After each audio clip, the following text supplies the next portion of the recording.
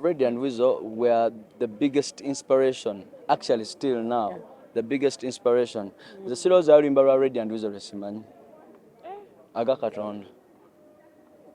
I was a fan to that extent, you know, try to soma kusomero. Mr. DJ, was it Mr. DJ? Right, Mr. DJ, try to maiminga. Jukira try to joining us senior 2. Already never turned. Kati fene tubagalirawo.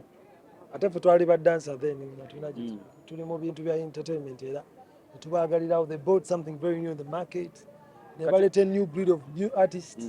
Nga tulaba ebintu bisoboka ane mabegako abayimbi baali balabikanga abakulu abalina oyimba naye bajja abo bagayi ne balaga nti abavubuka basobola oyimba ate baita flavor empya ya music budget ate fe bwe batukomparinga ku Reddy and Weasel kale fe kyatulumanga era kubanga tulina swag ngeri tuyinza kinyonyolamu naye good enough radio was very intelligent ate ye akiraba nga ndowooza omwoyo wa Mukama ali amwogererako we don't know because fe yatusembeza mangu nnyo quickly the story wandi jinyumiza ya kusaba Casablanca tujinyumiza kwata omukono bwati nampita naimba nkwagala I think trying nkwagala netokigeza nangamba bwimba mu bulungi nnyo then waita ebbanga tuba tuli eyo mitiyana.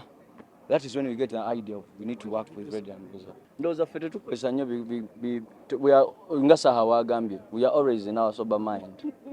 Always because ebintu ebyasinza okwawula abantu ekimu ku bio contribution yakyo is kuvaako because buli ovaako tomanyi kikyo zaako yinza okuvaako misaline muyisamu eggaali ne mukuba which is very offending nene wemba nyize kati I'm conscious on what I'm going to speak not to offend him okitegera kati ekirala Katonda of course Katonda number 1 ffe tuli basajja bakkiriza nnyo ate from day 1 sikati tetukifunye kati from day 1 so Katonda abadde wamannyo gye tuli naye naffe n'ekirala tubuuza abalabe babikoze lwaki siffe osegedde gwe wateeka okubaawo ko omuntu oyo agamba nti B2C ye biggest group Uganda has ever had ekyo naffe twagala naffe tukiwandiikako mu bitabo so come rain come shine that one has to happen. Tumaze banga dene fenna zanagenda okufuuka omuvubuka nga ndina Julian agenda otandika olowooza nti nina okubeera n'omukazi nga ndina Julian agenda olina omukazi yani banna ate kati mukuwe huo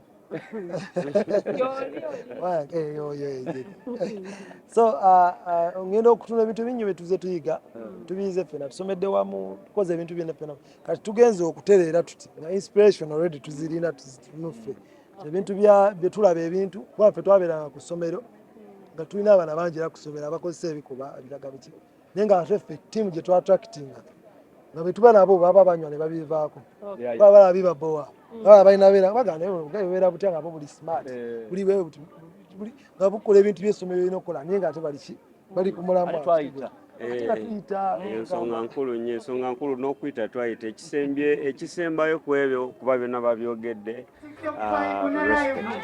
nkunyumiza TikTok live abakiikayo nga mu TikTok live nkunyumiza TikTok live kisembedde wa Mr. Living live nkunyumiza TikTok live obulamu bwe butambula ku TikTok live